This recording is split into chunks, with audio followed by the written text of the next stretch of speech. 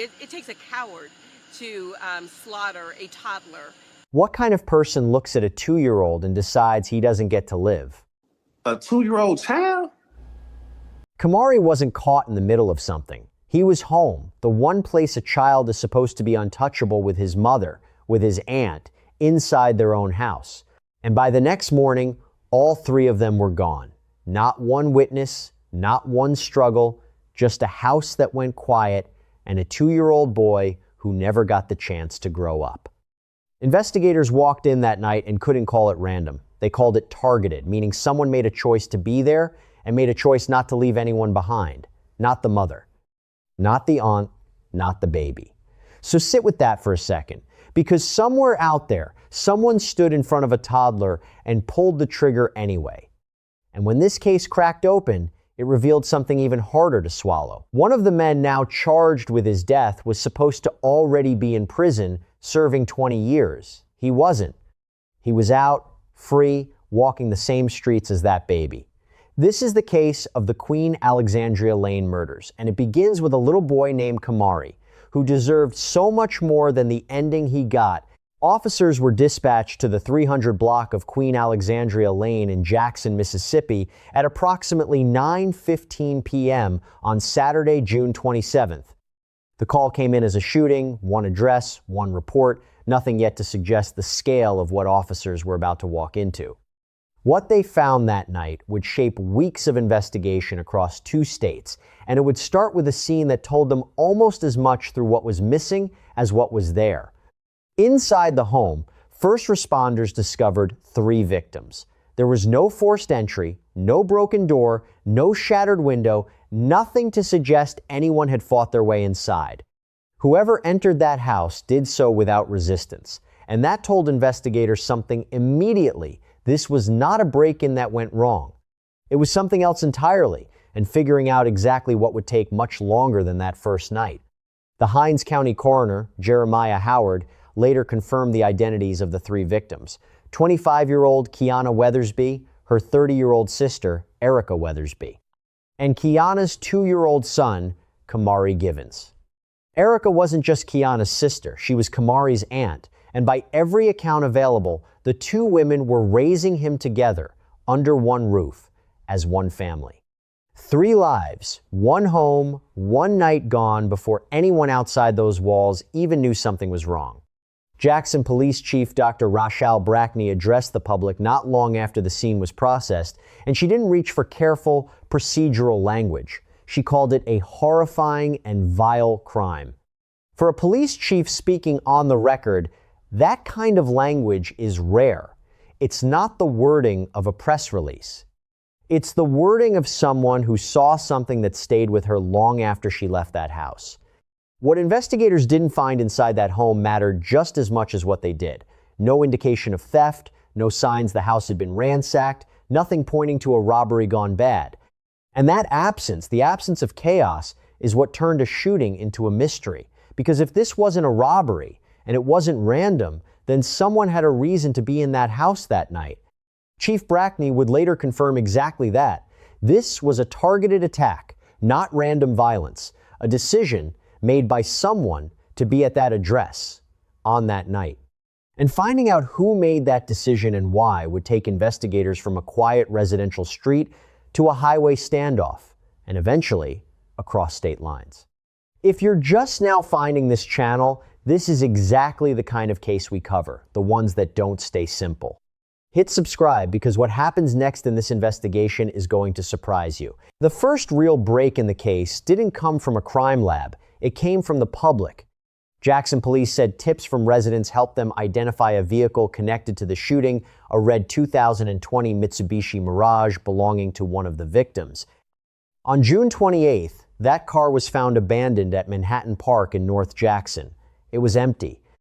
No suspects inside, no immediate answers, just a car left behind miles from the scene, telling investigators that whoever did this hadn't gone far and hadn't gone quietly. One day later, on June 29th, that lead paid off. A vehicle connected to the case was spotted on Highway 18 at Maddox Road. When officers attempted to make a stop, the driver refused. What followed wasn't a slow drift through empty streets. It escalated into a standoff on a public highway, ending only when police surrounded the vehicle and took its occupants into custody. For the first time since Saturday night, Jackson police finally had suspects in hand. But as fast as that felt, it was only the beginning of what this case would turn out to be. Back on Queen Alexandria Lane, the neighborhood was still trying to process what had happened just doors away. Several neighbors told local reporters they initially mistook the gunfire for fireworks because in that part of Jackson, shootings like this simply don't happen. That detail matters. This wasn't a block used to violence. This was a quiet street, interrupted in a way its residents weren't prepared for. Keyana and Erica's brother, DeMarco Bailey, spoke publicly about the loss of his sisters and his nephew. He didn't ask for sympathy. He asked for justice not just for the two women, but for a 2-year-old who never had the chance to defend himself.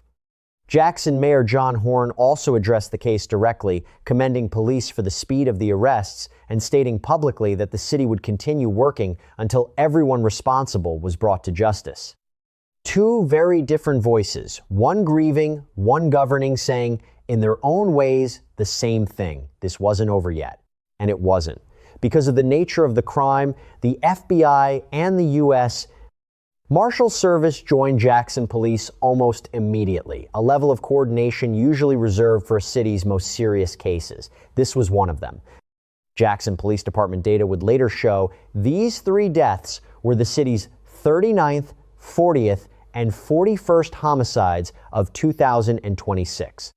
3 numbers folded into a much longer list for the city. But for one family, the only 3 numbers that mattered. The 2 men taken into custody after the highway standoff were identified as Cornelius Carter and Jordan Carter, both 28 years old. Despite sharing a surname, police confirmed the 2 men are not related. Both were charged with capital murder. Cornelius Carter faced an additional charge, being a convicted felon in possession of a firearm. Both men appeared in Jackson Municipal Court and were denied bond, held at the Hinds County Detention Center in Raymond, Mississippi, to await further proceedings. But it's what came out about their past that turned this case from disturbing to infuriating. Cornelius Carter had a criminal history dating back to 2015 when he was indicted for hitting 3 Jackson Police Department detectives with a vehicle. While being held on those charges, he was also charged with attempting to escape from the Hinds County Detention Center, causing damage to the facility in the process. This was not a first encounter with the justice system.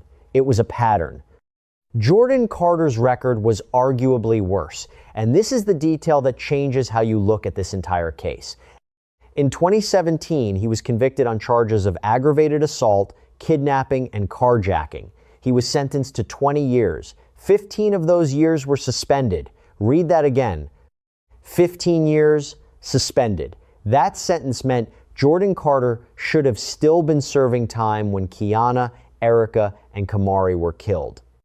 Instead, he was free walking the same streets as the family he's now accused of murdering. 2 men, 2 documented histories of violence, and a system that had already had its chance to keep at least one of them off the street years before this ever happened. Investigators believed, at that point, that they had their shooters. They were wrong. Because 3 days later, a 3rd arrest changed the entire shape of this case. 25-year-old Mikayla Young was taken into custody and booked into the Hinds County Detention Center. She, too, was charged with capital murder. But it was what came out during her court appearance that added a disturbing new layer to the crime. Investigators said Young drove Cornelius Carter and Jordan Carter to the home on Queen Alexandria Lane. According to investigators, she knew a robbery was being planned, and when she heard gunshots, she drove away. That detail matters because it means this wasn't 2 men acting alone in a moment of chaos. This was coordinated. Someone drove them there. Someone knew, at least in part, what was supposed to happen that night. And when it went further than planned, far further, she left. 3 suspects now sat in the Hinds County Jail. But Jackson police weren't finished, and the case was about to leave the state entirely. The 4th arrest happened nearly 500 miles away in Forney, Texas, inside Kaufman County. 32-year-old Devone Edward Modacure was taken into custody there by the U.S. Marshal Service, working alongside Texas state authorities. Modacure was charged with 3 counts of capital murder, along with auto theft, being a felon in possession of a firearm, aggravated assault, and burglary of an occupied dwelling, the most extensive charge sheet of any suspect in this case. He was extradited back to Mississippi and made his first court appearance on July 16th. Like the others, he was denied bond. What began as a search for one shooter in one Mississippi neighborhood had become a 4-person case, stretching across 2 states, involving federal marshals, state police, and 2 separate law enforcement systems working together to bring everyone involved back to Jackson to face charges. And then came the detail that made this case even harder to comprehend. Chief Brackney confirmed that the weapon used in the shooting was a rifle, one that had been stolen from a Mark Jackson Police Department vehicle. Sit with what that actually means. The gun used to kill a mother, her sister, and a 2-year-old boy didn't come from the street. And it didn't come from an illegal sale in some back alley. It came from a police vehicle. A weapon meant to protect this city ended up being used against 3 of its own residents. It's the kind of detail that doesn't just add to a case file, it raises real questions about oversight, about access, about how a firearm meant for law enforcement ends up in the hands of the people accused of this crime. As it stands right now, all 4 suspects, Cornelius Carter, Jordan Carter, Mikayla Young, and Devone Modacure, remain held without bond on capital murder charges. In Mississippi, capital murder carries the possibility of the death penalty, regardless of which specific role a person played in the crime. That means the getaway driver faces the exact same legal exposure as the men accused of pulling the trigger. Police have not released an official motive. They've declined to confirm whether the victims and the suspects knew each other before that night. No trial date has been set. This case, despite 4 arrests spanning 2 states and months of investigation, is still, in every legal sense, unresolved. In the weeks following the shooting, Jackson held a funeral for Keyana Weathersby, Erica Weathersby, and Camari Givens, a mother, a sister, and a 2-year-old boy laid to rest together in the same way they were found. The community that once mistook gunfire for fireworks now carries the memory of a night that proved otherwise. And the questions this case first raised, why this house, why that night, why a child had to be part of it, remain exactly where they started, targeted, not random. A choice someone made that 4 people are now accused of carrying out. If this case made you feel something, that's exactly why we cover it. Subscribe to the Crime Edition because we'll be following this investigation as it develops, and there's still more to this story than what's been made public so far. Let us know in the comments who you believe deserves the harshest consequence in this case, and tell us where you're watching from.